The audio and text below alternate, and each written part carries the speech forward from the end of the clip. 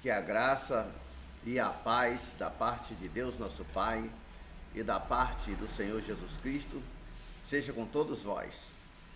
Nós, a Igreja do Senhor, estamos esperando para qualquer momento o arrebatamento da igreja.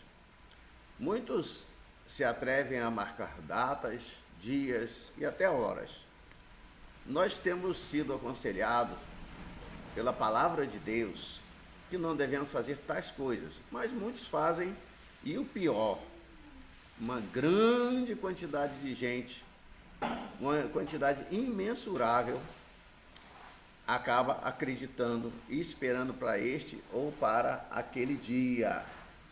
Mas não é assim. E por saber desse perigo e por ver também que Cristo pode vir quando a gente menos esperar e não quando todos estiverem esperando, eu vou falar hoje sobre a iminência do arrebatamento da igreja.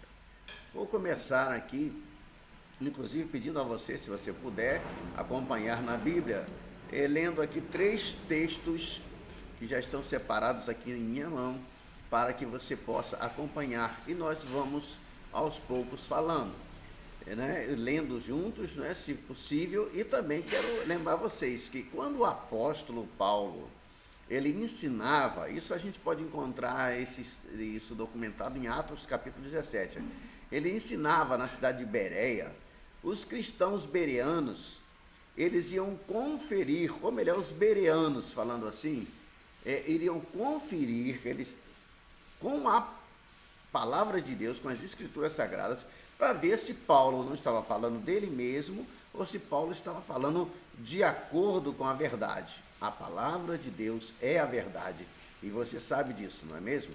Então vamos ler aqui, ok?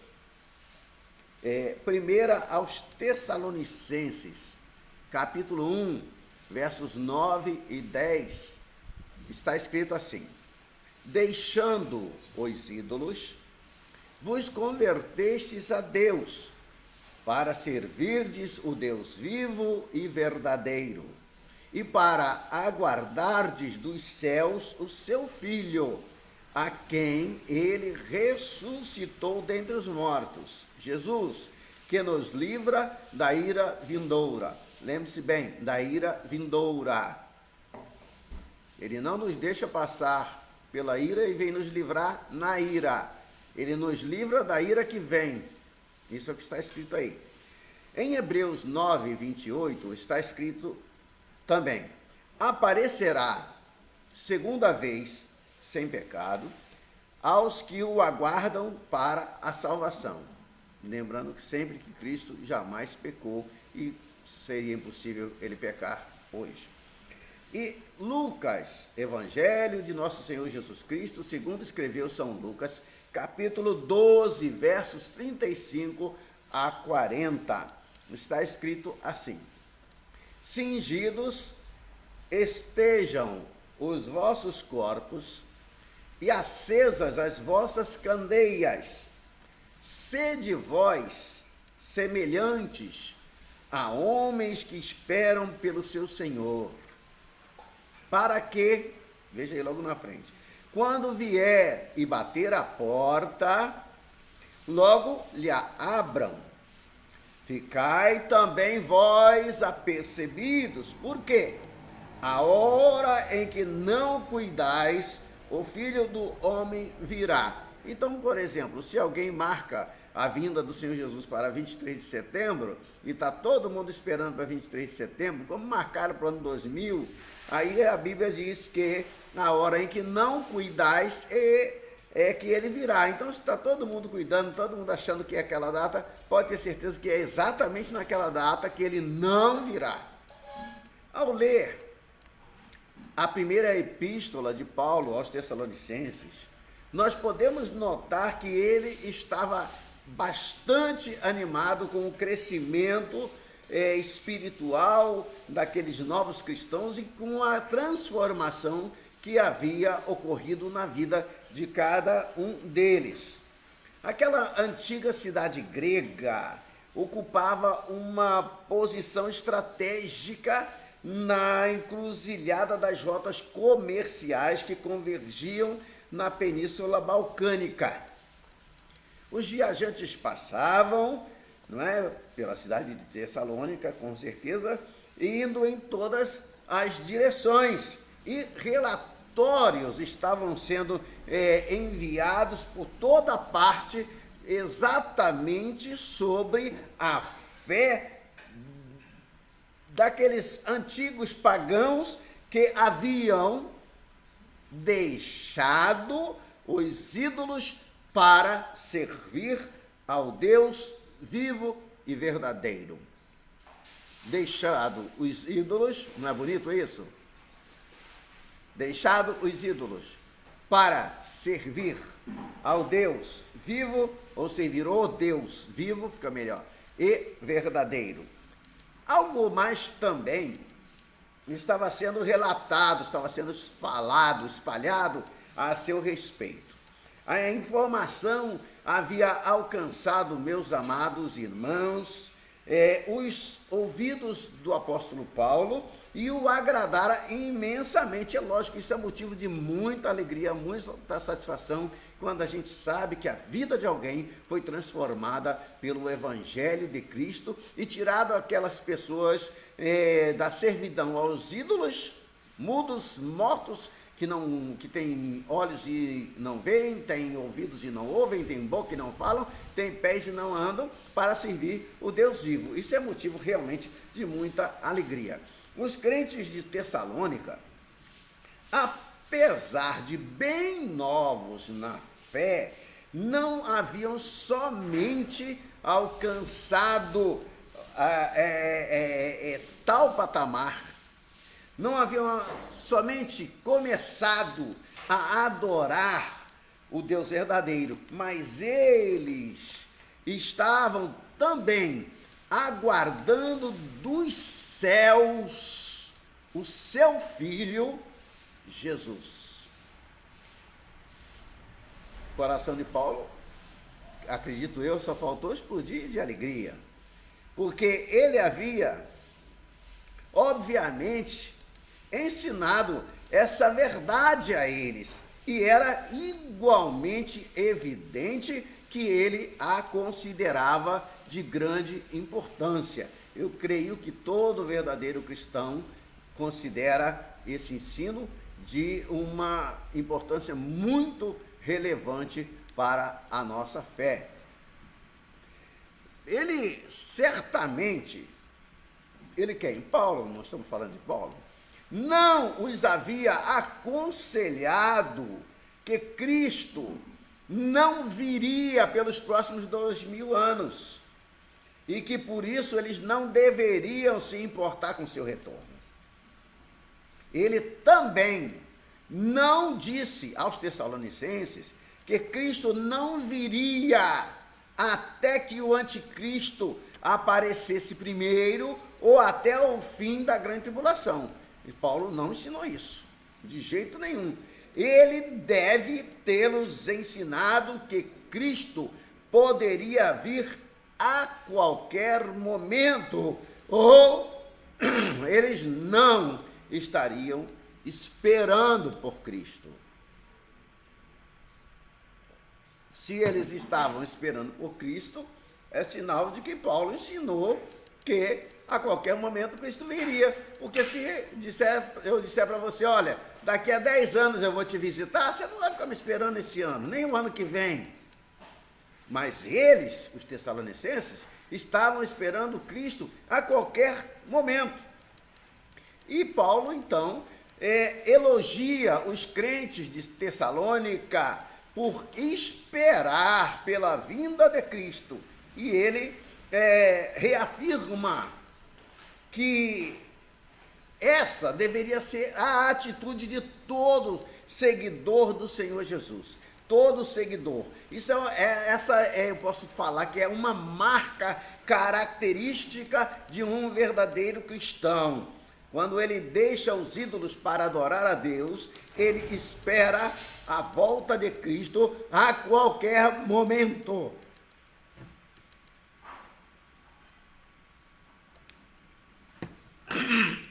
Perdão, irmãos, mas estou com a garganta arranhando muito hoje, muito.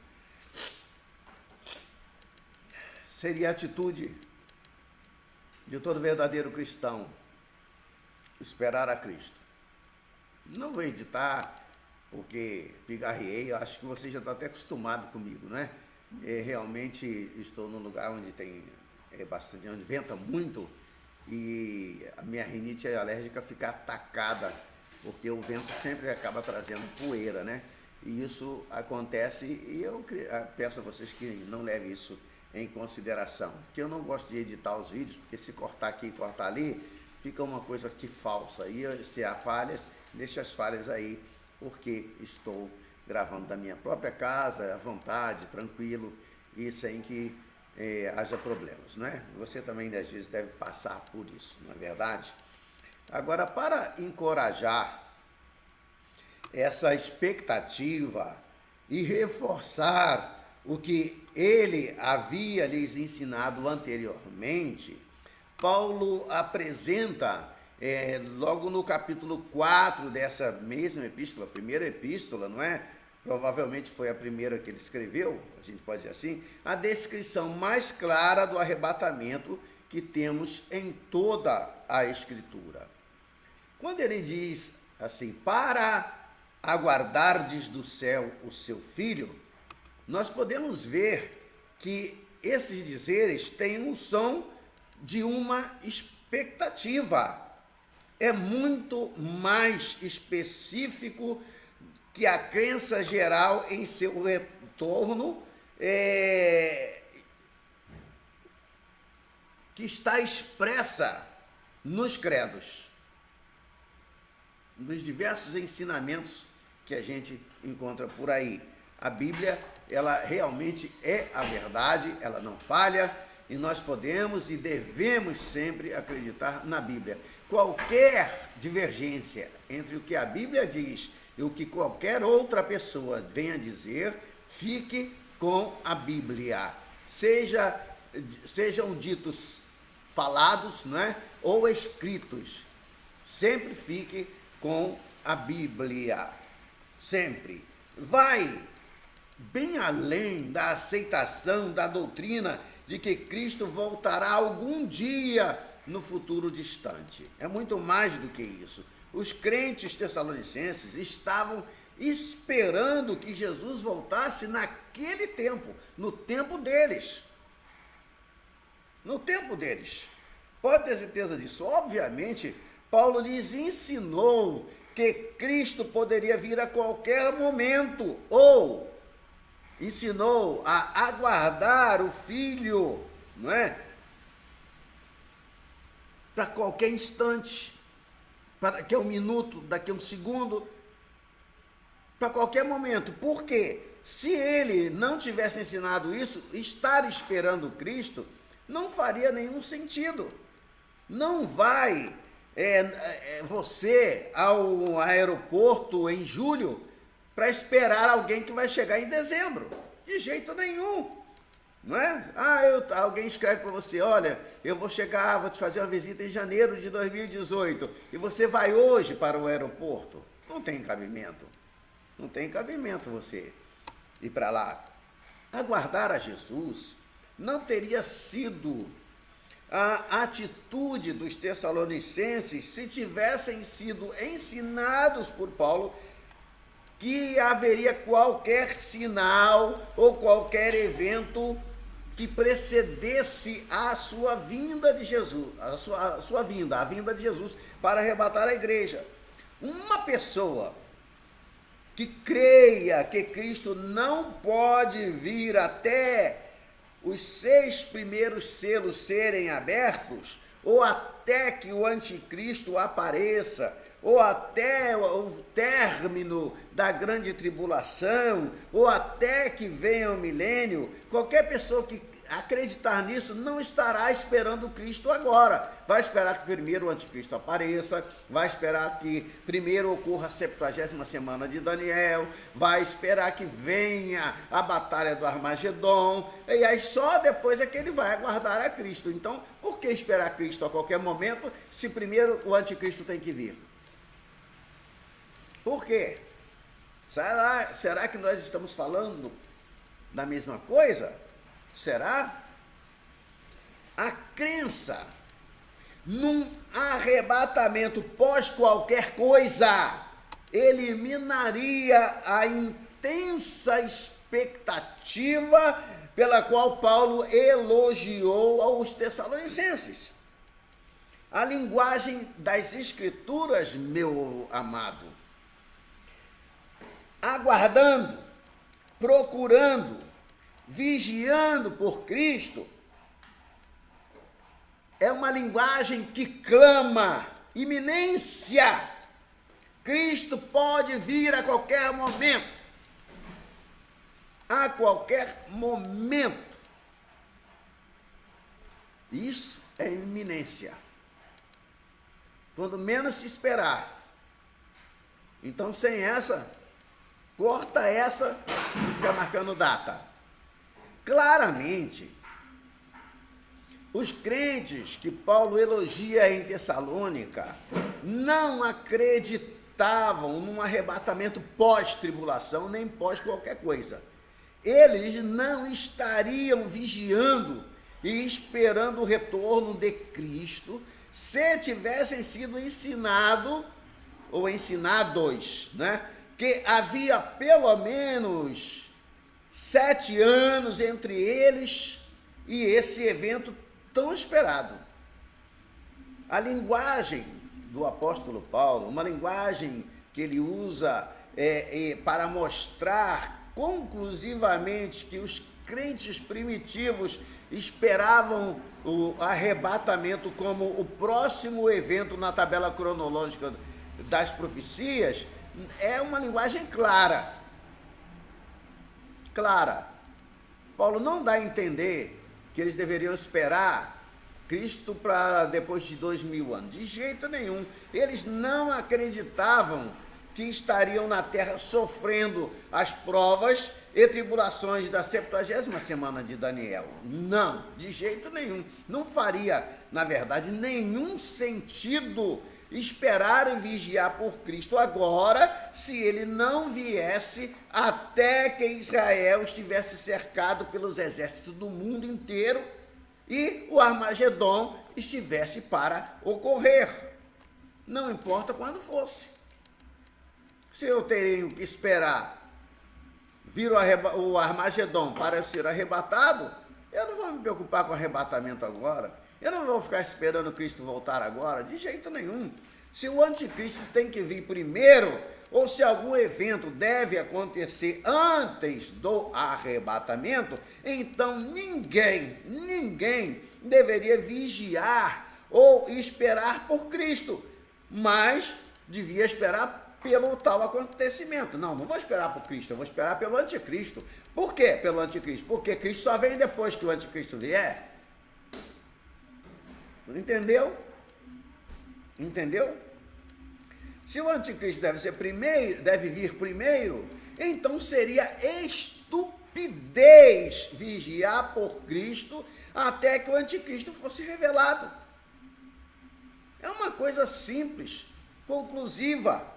Os crentes estariam vigiando e esperando, não, eu repito, não por Cristo, mas pelo anticristo ou pelo Armagedon, ou alguém ou qualquer coisa que precedesse a vinda de Cristo.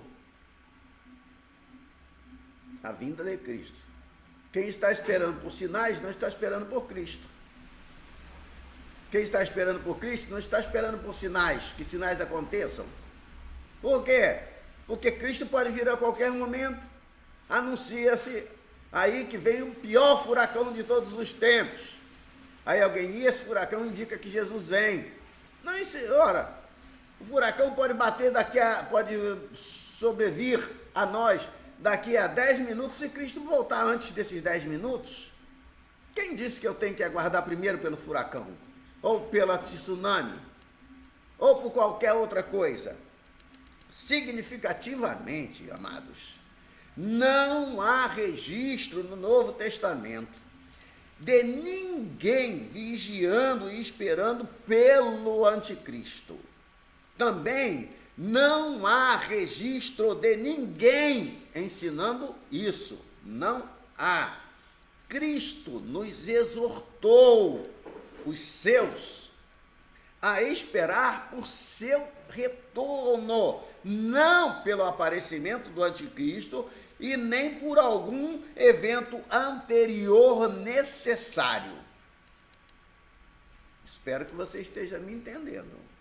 Paulo, ele termina a sua epístola aos Tessalonicenses com uma referência adicional ao retorno de Cristo. No capítulo 5, no verso 23, ele deixou escrito para nós assim, olha, o vosso espírito, alma e corpo sejam conservados íntegros e irrepreensíveis na vinda de nosso Senhor Jesus Cristo. Esse evento iminente estava, amados meus, em seu coração e era um tema constante nas epístolas de Paulo. Certamente, tal linguagem seria uma completa tolice se Cristo não viesse antes do milênio, até que terminasse o milênio. Seria uma completa tolice. Olha, espera por Cristo. E Paulo sabendo que primeiro tinha que passar 1000 anos. Não, ninguém iria viver tanto tempo. Ninguém poderia estar esperando uma pessoa que só apareceria, né? Viria estar conosco, viria nos buscar daqui a 2000 anos, 3000 anos, 4000 anos, 500 anos. Nós não vivemos isso tudo. Nem Adão viveu 1000 anos, pelo menos depois do pecado, não. Não é verdade? Não, de jeito nenhum. Mesmo lendo-se rapidamente o Novo Testamento, não há dúvida de que era considerado, amados do Senhor, considerado normal na igreja primitiva esperar Cristo a qualquer momento. A qualquer momento, na igreja primitiva. Ele já esperava o retorno de Cristo para os seus dias, a qualquer momento. E Paulo saudou, né? Ele deu uma saudação aos cristãos de Corinto como aqueles que estavam aguardando a revelação de nosso Senhor Jesus Cristo. Isso é na primeira carta de Paulo aos Coríntios, no capítulo 1, versículo 7. Está escrito lá, aguardando a revelação, eles estavam aguardando a revelação de nosso Senhor Jesus Cristo.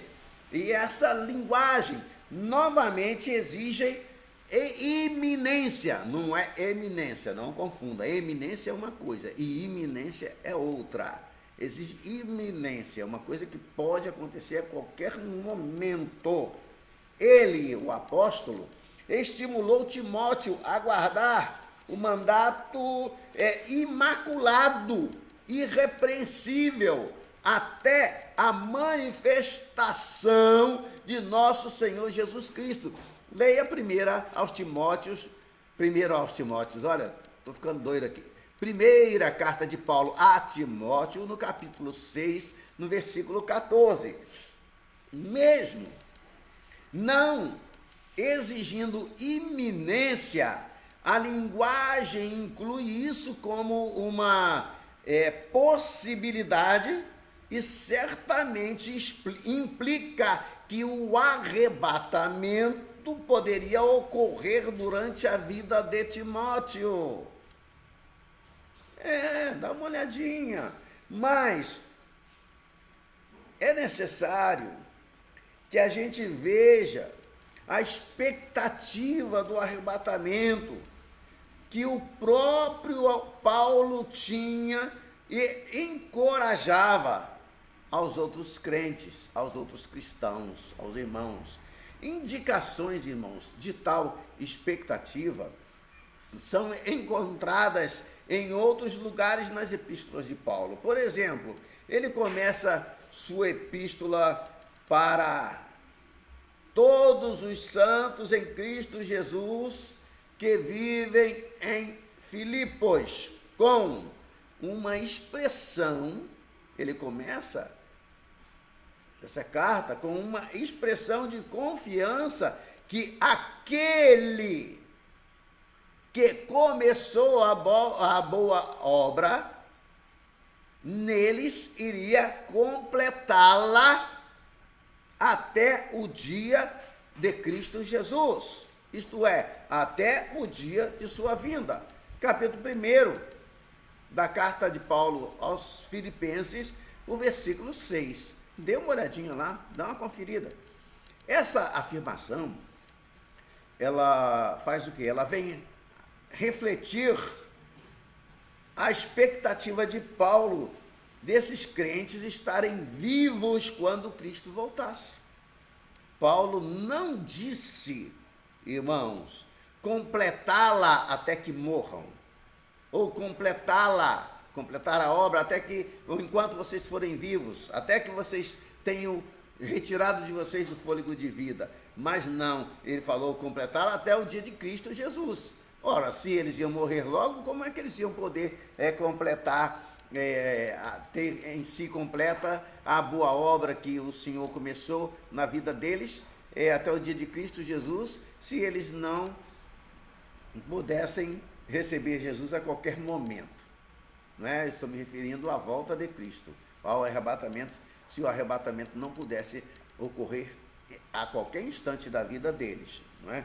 Essa afirmação, essa expectativa, mostra que não tinham que esperar milhares de anos.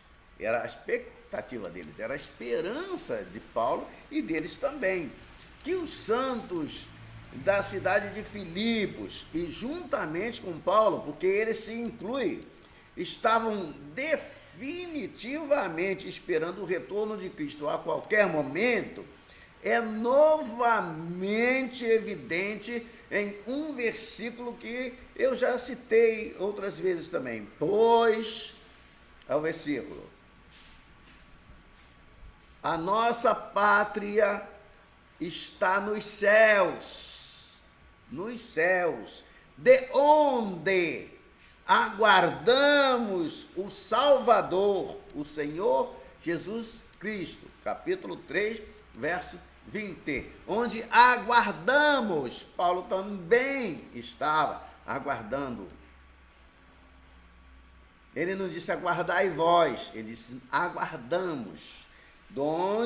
De onde também aguardamos o Salvador, o Senhor Jesus Cristo. Ora, se Paulo não estava aguardando o Senhor para os dias dele, ele deveria estar vivo hoje, não é? Não é verdade? Ele estava aguardando para os seus dias. E assim aconteceu com todos os cristãos de todas as épocas. A única conclusão que se pode tirar dessa linguagem de Paulo, aguardamos o Salvador, é que Paulo estava encorajando os crentes de Filipos a esperar a ressurreição dos mortos, a transformação dos vivos e o arrebatamento de todos juntos,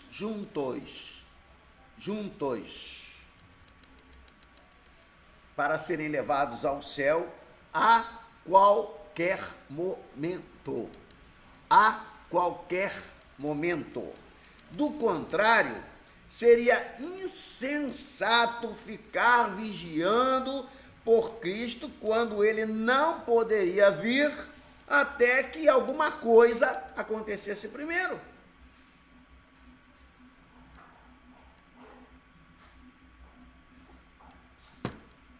Não é conclusivo? É bom pensar na bendita esperança, não é verdade? Amados do Senhor, se de fato, temos que encarar o anticristo e a grande tribulação antes do arrebatamento, Então Paulo está nos guiando pelo caminho errado. É verdade, pelo caminho errado, tanto nessa carta quanto nas outras também.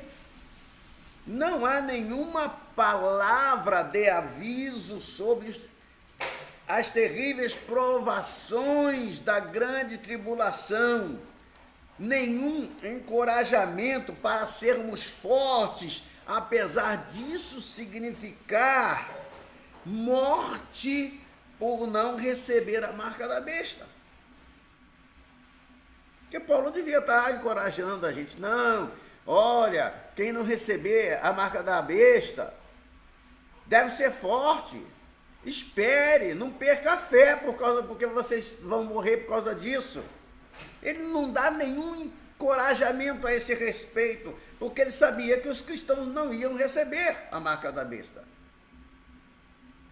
Porque seriam retirados da terra antes que a besta pudesse colocar a sua marca em alguém. Antes. Se eu estou preocupado com o chip, não. Porque se o chip fosse a marca da besta, como estão ensinando aí, até grandes pregadores, como estão ensinando, eu tenho certeza que a igreja não estaria mais aqui. Todos nós teríamos ficado. Porque antes que a marca da besta seja distribuída, antes que os crentes comecem a morrer por não aceitarem a marca da besta, o arrebatamento ocorre. Pode ter certeza disso, porque o arrebatamento é a qualquer momento. É iminente, não há nem mesmo uma palavra de aviso sobre as terríveis provações de tal tribulação que os crentes iriam passar. Não, nenhum encorajamento para sermos super crentes, fortes. Apesar disso, tudo que vai acontecer. Aqui está um tópico que deve ser considerado vital e teria de ser mencionado, se não para seus contemporâneos, então para os crentes de hoje. Não é? Qualquer referência, no entanto, de passar pela grande tribulação, de como identificar o anticristo, encorajamento à fidelidade diante de engano tão incomum e de avisos para não receber a sua marca, chamou a atenção por sua ausência em todas as epístolas de Paulo e também nas epístolas dos outros apóstolos. Pode procurar. A perspectiva de um arrebatamento iminente, Paulo chamou de a bendita esperança. Isso em Tito 2, verso 13. Bendita esperança.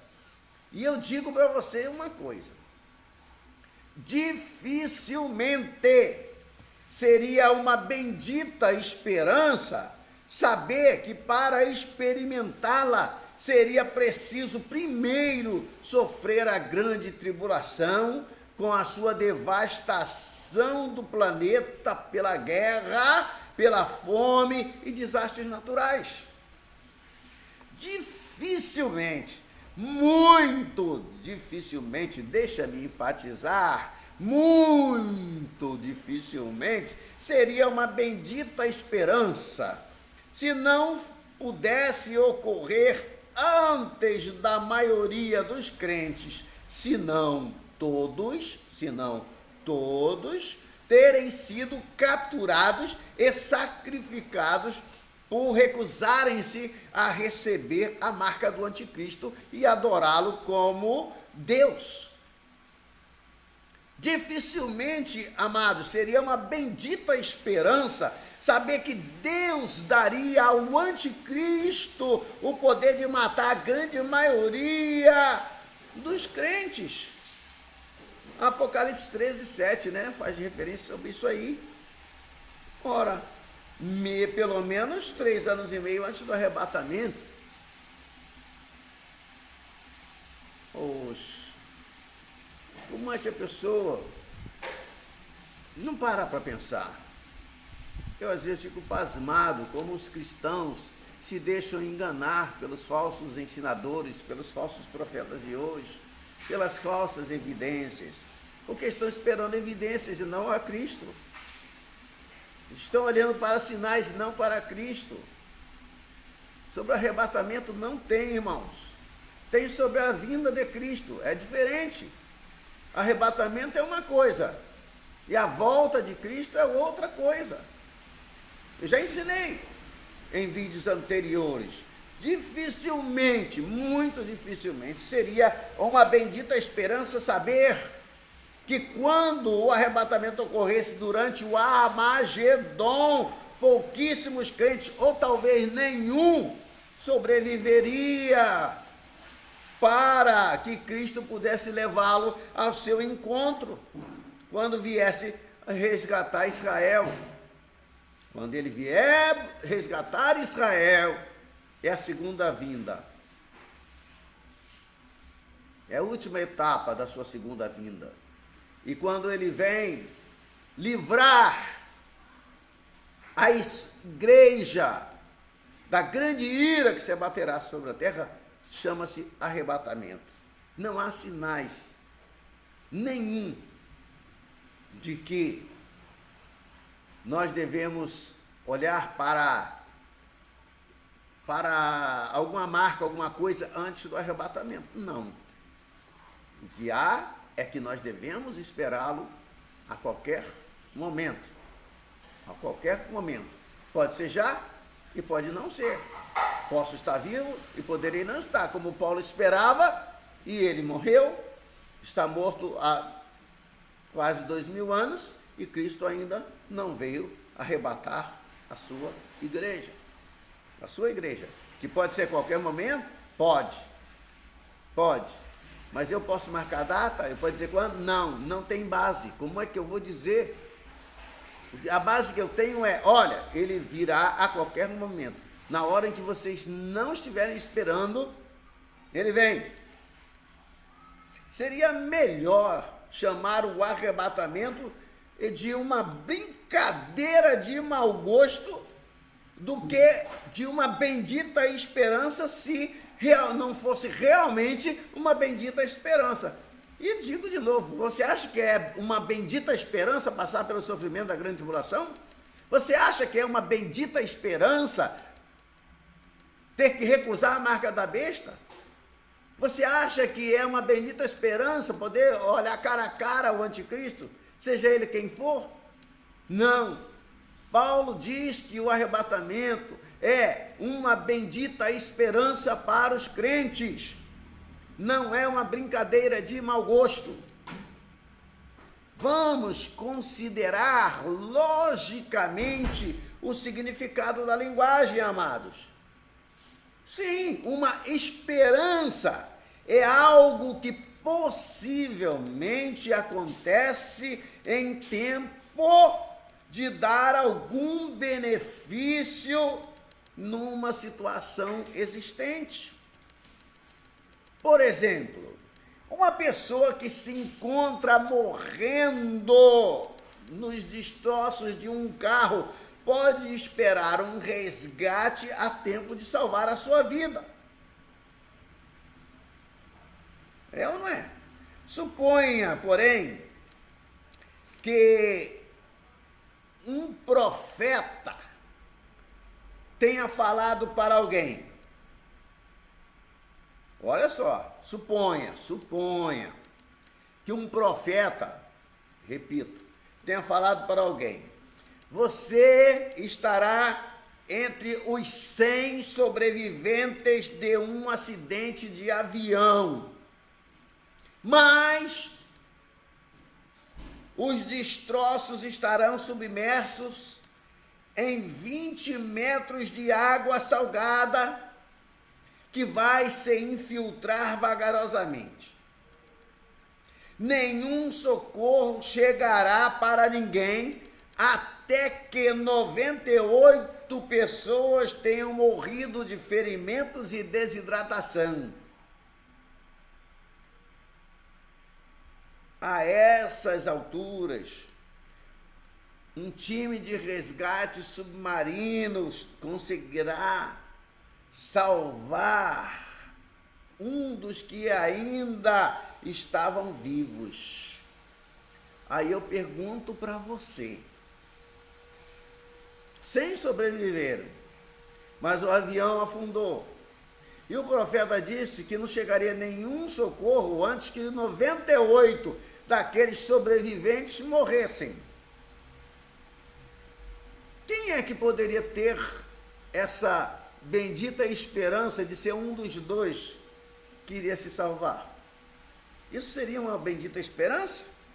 Seria? Pare. Pense. Pensa um pouquinho. Seria uma bendita esperança? Ninguém poderia começar a ter esperança de resgate enquanto ainda tivessem 75 pessoas vivas. Enquanto tivesse 50, 25, 10, porque o homem profetizou que só o resgate chegaria só quando houvessem apenas 2. Enquanto tivesse 50 ainda, ninguém teria uma bendita esperança, nenhuma esperança qualquer. E nenhum cristão que estivesse na grande tribulação poderia ter esperanças de ser arrebatado até que a terra estivesse quase completamente destruída e o Armagedon estivesse acontecendo. Oferecer à igreja do Senhor tal arrebatamento e chamá-lo de bendita esperança, amados, seria o pior dos enganos. Você acha que Deus é brincalhão? Você acha isso? Isso dificilmente seria o que Cristo Jesus tinha em mente quando ele disse. Eu falei que dificilmente seria o que Jesus estaria pensando quando ele disse: voltarei e vos receberei para mim mesmo, para que onde eu estiver, estejais vós também. Não é em João capítulo 14, versículo 3. Se a linguagem tem algum significado, então é impossível chamar um arrebatamento pós-tribulacional de bendita esperança. Fazer isso seria gozação, pura gozação. E além disso, Paulo disse que os crentes deveriam estar aguardando a bendita esperança. Tito 2,13, já mencionei. Se o arrebatamento não vai acontecer até o fim da grande tribulação, não faz sentido estarmos vigiando agora. Porque a grande tribulação não começou ainda. Não é verdade? O fato de Paulo falar para os crentes vigiarem por essa bendita esperança agora, prova conclusivamente que nenhum sinal ou evento deve preceder o arrebatamento. O arrebatamento, amados, só poderia ser uma bendita esperança com o conhecimento de que Cristo poderia vir a qualquer momento. E não é isso que eu estou dizendo? Ele pode vir a qualquer momento. Antes mesmo de eu concluir esse vídeo, antes de eu passar esse vídeo para você, ou antes até mesmo de eu terminar aqui, ele poderia vir agora, amanhã ou no dia seguinte. Ele pode. Só um arrebatamento pré-tribulacional poderia ser uma bendita esperança. Para ser uma bendita esperança, deve-se saber que o arrebatamento virá a tempo de resgatar o crente da devastação e do sofrimento mais horríveis que o mundo jamais viu. Isso é uma bendita esperança de verdade. Que Cristo virá nos resgatar antes que essas coisas comecem. Uma esperança para se esperar e vigiar agora, no tempo presente. No tempo presente. Esperando agora. Assim como os Tessalonicenses, o fato dos filipenses estarem vigiando pela volta de Cristo certamente indicava que ele poderia vir e enquanto viviam. Sim, enquanto viviam. Porque se fosse depois que eles estivessem mortos, não teria cabimento esperar. Mas indicava mais do que isso. Não se vigia pelo tio João se ele escreveu para avisar que talvez viesse nos próximos 20 anos. É ou não é? É muito incerto e possivelmente distante de realmente começar a esperar por ele. Mas uma coisa eu digo, é certa a vinda de Cristo. É certo o arrebatamento da igreja. E é certo que será a qualquer momento. Então, por isso, devemos vigiar. A igreja, da qual lemos no Novo Testamento, estava esperando, procurando, vigiando, obviamente aguardando ansiosamente a vinda de Cristo a qualquer momento. Ok? A qualquer momento. Bem diferente da igreja de hoje. Porque se eu vejo na internet alguém marcando que vem no início de 2018, ou que vem no dia 23 de setembro, ou que vem em setembro de 2018, então não tem cabimento eu esperá-lo para agora, para já. Não há nenhuma iminência em esperar Cristo para 2018, irmãos. Ah, mas ele vem em 2018 porque vai completar 80 anos do nascimento do país de Israel. É uma geração, se não foi uma geração de 70 anos, uma geração de 80. Ora, esperar para daqui a 2 meses não é ter uma iminência. Eu não preciso me preocupar então agora, se eu sei que só vai acontecer daqui a 2 meses. Ao referir-se ao retorno do Senhor, a epístola de Hebreus usa uma terminologia semelhante. O escritor da epístola aos Hebreus diz assim: aos que o aguardam. O seu autor, inspirado pelo Espírito Santo de Deus, parece considerar tal vigília como sendo a atitude normal de todo cristão verdadeiro. Repare novamente essa escritura. E assim, como aos homens está ordenado morrer em uma só vez, isso aí é sem possibilidade de reencarnação, porque se houvesse reencarnação teria que morrer mais de uma vez, né? Então, repetindo, e assim, como aos homens está ordenado morrer em uma só vez, e depois disto o juízo, assim também Cristo, tendo se oferecido uma vez para sempre para tirar os pecados de muitos, aparecerá segunda vez sem pecado aos que o aguardam para a salvação. Capítulo 9, 27 e 28, aos Hebreus. Aparecerá aos que o aguardam.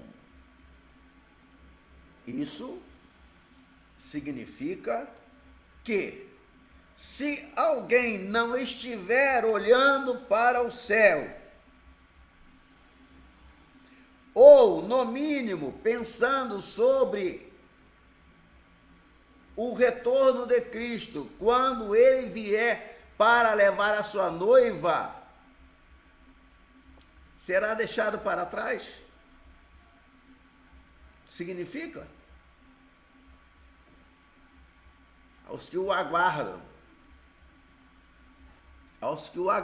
para a salvação. Aí fiz uma pergunta. Isso significa que se alguém não estiver olhando para os céus, não estiver procurando sinais, não estiver pensando no arrebatamento de Cristo, e Cristo vier para buscar a sua igreja, a sua noiva, será que essa pessoa que não está olhando para os sinais vai ser deixada para trás? Me lembrei até de uma série, Deixados para Trás. Certamente que não, irmãos. Quando Cristo vier buscar a sua noiva, ele vai levar todos que estiverem ligados na videira verdadeira. Nossa ida ao céu no arrebatamento não depende da nossa crença nessa bendita esperança, e muito menos de o estar aguardando naquele determinado momento. Se você está em Cristo, a hora que ele vier, você vai. Não vai depender de você estar olhando para um furacão. Ah, esse foi o maior furacão que já se abateu sobre os Estados Unidos. Todo mundo desesperado. Aí uma amiga minha, lá no Facebook, postou. Ela mora lá dentro, lá no meio da Flórida. Postou no dia do furacão, né, da chegada do furacão, ela estava dentro da piscina. Postou um vídeo no Facebook. Está lá na minha página no Facebook, ela dentro da piscina, dizendo: gente, tranquilizem-se, o nosso Deus nos guarda. E ela olhando para o furacão ou não, mas ela, a querida irmã, com certeza, estando ou não olhando para o furacão, se Cristo vem, ela vai. Porque são aquelas pessoas que aguardam a bendita esperança. Nossa passagem para o céu é obra redentora que Jesus completou na cruz do Calvário. Ele já nos comprou. Nós somos dele. Não deixe ninguém tirar isso da sua cabeça. Não deixe. Não deixe. Ele pagou o preço. Não precisa se preocupar em comprar a passagem, não. Cristo já pagou o preço da passagem, da nossa passagem daqui para lá. Se a fé de alguém está no Senhor Jesus Cristo como seu Salvador pessoal, essa pessoa será levada ao céu. Você pode ter certeza, no arrebatamento, mesmo que nunca nem tenha ouvido falar nada sobre o arrebatamento. Mesmo que ela não tenha sido ensinada. Digamos que o único ensino bíblico que a pessoa teve na sua vida foi que Deus amou o mundo de tal maneira que deu seu Filho unigênito para que todo aquele que nele crê não pereça, mas tenha vida eterna. E a pessoa ouve esse versículo, não tem acesso às Escrituras, creu em Jesus nesse momento, e a única coisa que ela sabe é que Deus amou o mundo de tal maneira que deu seu Filho unigênito para que todo aquele que nele crê não pereça, mas tenha vida eterna. Basta isso. Quando Jesus vier, essa pessoa subirá. E, por qualquer motivo, essa pessoa jamais houver ouvido falar sobre arrebatamento. Ela não ter ouvido falar sobre o arrebatamento não impedirá que ela seja arrebatada. Não impedirá. Não. Se todos os crentes estão incluídos, então, por que ele diz aos que o aguardam? Aos que o aguardam. Simplesmente porque se espera que todos os crentes estejam aguardando o Senhor. Não se refere a um grupo de crentes de elite. Não se refere àqueles que continuam vigiando por Cristo como os únicos que serão arrebatados. A Bíblia não ensina um arrebatamento parcial dos dignos. Seja lá como você defina a palavra dignos. Deixando os indignos para trás. Eu não sou digno. Muito mais indigno do que digno. Mas aquele que morreu por mim era digno. E por causa da dignidade dele, eu serei arrebatado. Por causa da obra dele, eu serei arrebatado. Por causa do sangue dele, eu serei arrebatado. Por causa do que ele fez, não por causa do que eu fiz. Porque se fosse pelo que eu fiz, eu iria para as profundezas do mais profundo inferno. Pode ter certeza disso. Se há uma pessoa indigna, essa pessoa sou eu. Mas Jesus é digno. E ele pagou a minha passagem. Ele pagou o preço de todos os meus pecados.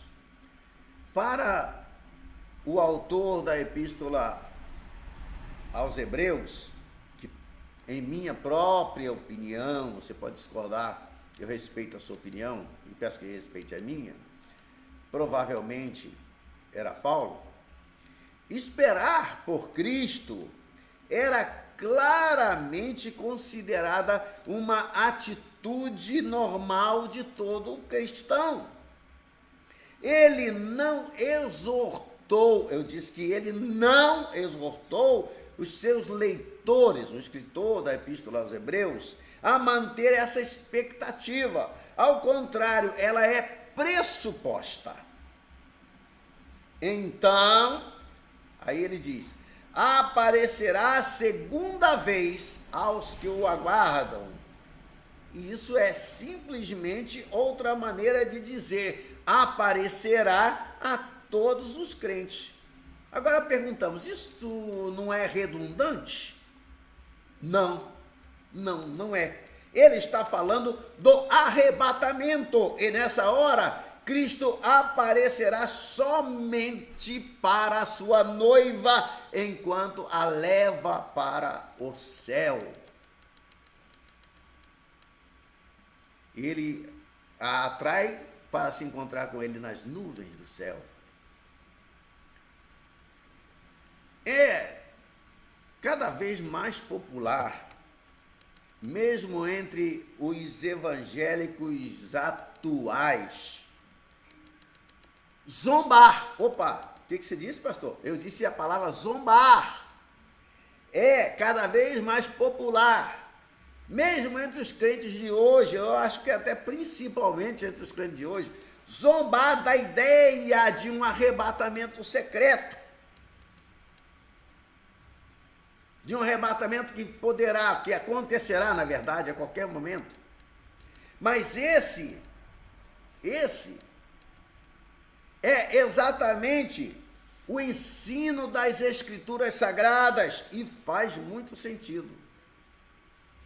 O mundo não verá o que ocorre por duas razões, pelo menos. Primeira razão: o arrebatamento é um encontro íntimo entre Cristo e sua noiva e não tem nada a ver com aqueles que o rejeitaram.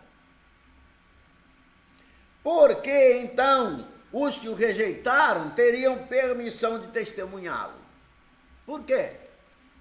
Não o rejeitaram? Eles foram convidados para participar, mas se recusaram. Quer um exemplo?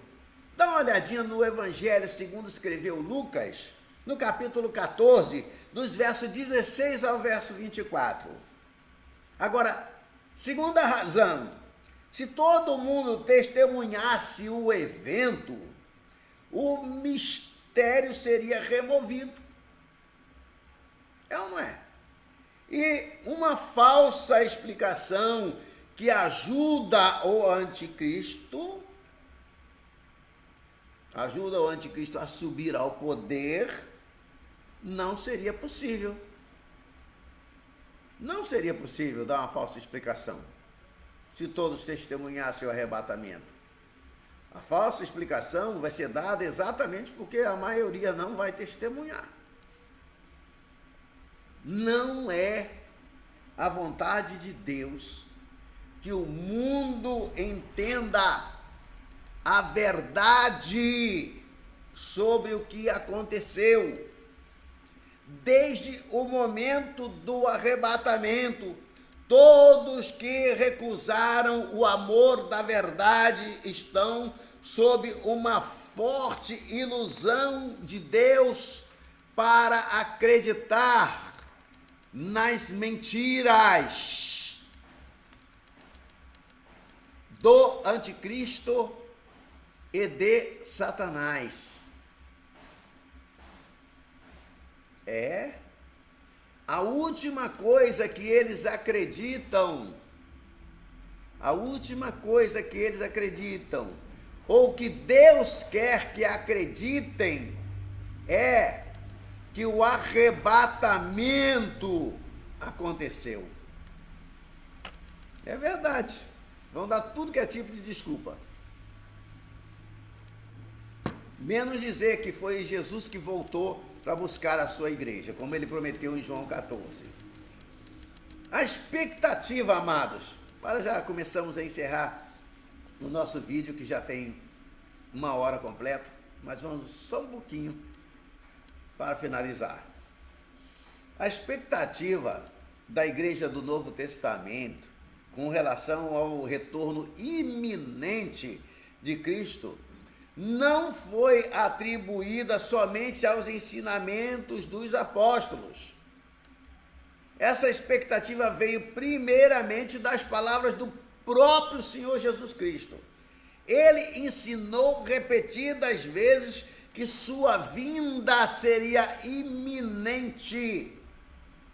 E não se pode usar uma linguagem mais forte do que a que citei no início do nosso vídeo. Cingidos estejam os vossos copos e acesas as vossas candeias. Sede vós semelhante a homens que esperam pelo seu Senhor. Bem-aventurados aqueles servos a quem o Senhor, quando vier, os encontre vigilantes. Aqui, no que eu acabei de dizer, de ler, inclusive, está nas Escrituras, eu li no começo do vídeo, Cristo estimula seus seguidores em 2 pontos. Primeiro ponto, manter um espírito de prontidão para o seu retorno. Segundo ponto, continuar a vigiar pelo seu retorno. Não se pode negar que ele está ensinando a iminência do arrebatamento e logo, conclusivamente, um arrebatamento pré-tribulação. Pré-tribulação. Pode torcer o nariz. Você que após qualquer coisa. É incrível que qualquer pessoa possa ler as palavras do nosso próprio Senhor e concluir que ele não voltará até que o anticristo tenha aparecido primeiro, ou até o meio ou o fim do período da tribulação, muito menos, amado, até o fim do milênio. Discordar de mim você pode, mas de Cristo não. Do ensino do Senhor não pode. Em Mateus 24, nós temos as mesmas exortações. Eu vou ler o verso 42 e ler o verso 44 para você, tá bom? Diz assim, ó, portanto, é Jesus falando, vigiai, porque não sabeis em que dia vem o Senhor. Versículo 42. E, por isso, ficai também vós apercebidos, porque a hora em que não cuidais, o Filho do Homem virá. A hora em que não cuidais. Algum cristão, é uma pergunta, algum cristão que tivesse sobrevivido à grande tribulação e visto acontecer o Armagedon, poderia ficar surpreso com a vinda do Senhor? Ou dizer a si mesmo, eu acho que Cristo não volta agora? Poderia? Apesar de Cristo realmente vir no meio do Armagedon, certamente ele deve haver outra vinda que se encaixe nessa descrição do que ele mesmo fala em Mateus 24. Não entendi. Sim, ele virá no Armagedon, sim, para resgatar Israel, para instalar ou instaurar, fica melhor assim, né? Instaurar o reino de Deus na terra durante 1000 anos. Mas eu estou falando aqui de arrebatamento. Não estou falando do reino milenial. Estou falando de arrebatamento. E as escrituras exigem, como já falei, 2 vindas ou 2 estágios do retorno de Cristo. O arrebatamento e o que é propriamente chamado de segunda vinda. Agora, qual desses, ou destes, vamos usar o português mais corretamente, qual destes eventos é mencionado, é indicado, se não pela descrição do evento em si, então pela descrição das condições do mundo e na igreja que prevalecem naquele momento. O arrebatamento é a segunda vinda. Em Mateus 25, nós temos a parábola das 10 virgens. Todas eram virgens. 5 eram prudentes e 5 imprudentes. Elas eram imprudentes por não terem azeite suficiente. E o azeite é o símbolo do Espírito Santo. se ausentaram por uma boa causa. Foram buscar o azeite. Mas, seja lá como for, a declaração do Senhor é que é alarmante. Porque está escrito assim: e tardando o noivo, você ouviu? Tardando o noivo, leia aí 25:5 de Mateus. Foram todas, tanto as prudentes quanto as imprudentes, tomadas de sono e adormeceram. Ou seja, as sábias dormiam junto com as nécias. Ou seja, as prudentes dormiam junto com as imprudentes.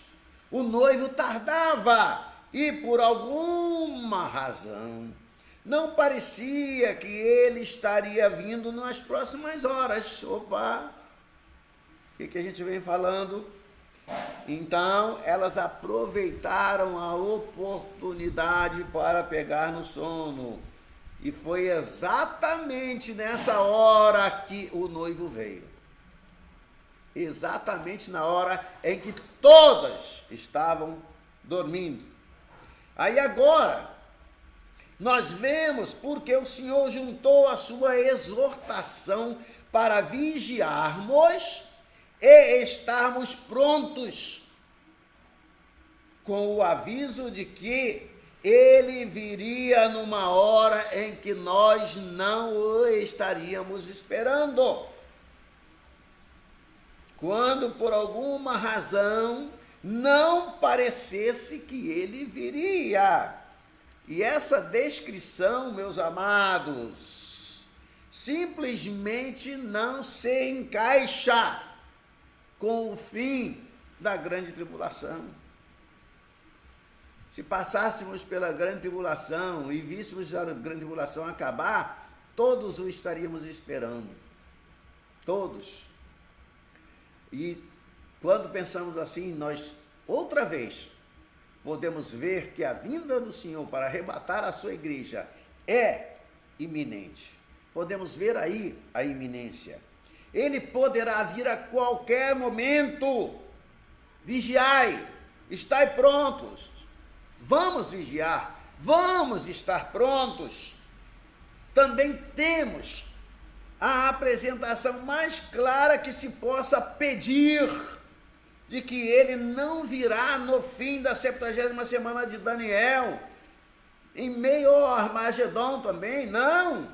Ninguém estará dormindo completamente nessa hora, ou duvidando que seja a hora certa para ele vir.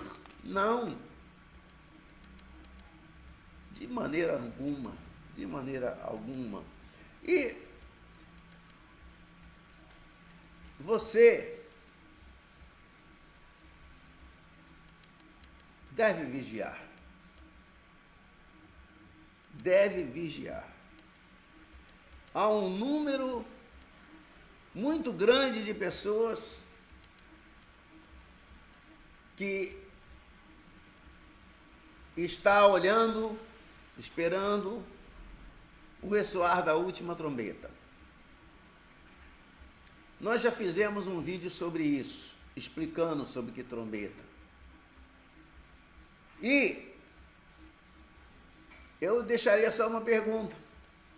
O que será que Paulo tinha em mente quando ele falou do soar da última trombeta? Isso também pode enganar a muitos, sabe por quê? Porque muita gente esperou a festa das trombetas do ano de 2016, achando e dizendo, ensinando que Cristo viria quando fosse tocada a última trombeta. Aí, como ele não veio em 2016, vamos esperar a festa das trombetas festejada por Israel para o ano 2017. Aí chega a festa das trombetas do ano 2017, também Cristo não vem ao ressoar da última trombeta. Aí a gente fica esperando para a festa do ano de 2018 e assim por diante. Que iminência é essa? Que iminência é essa?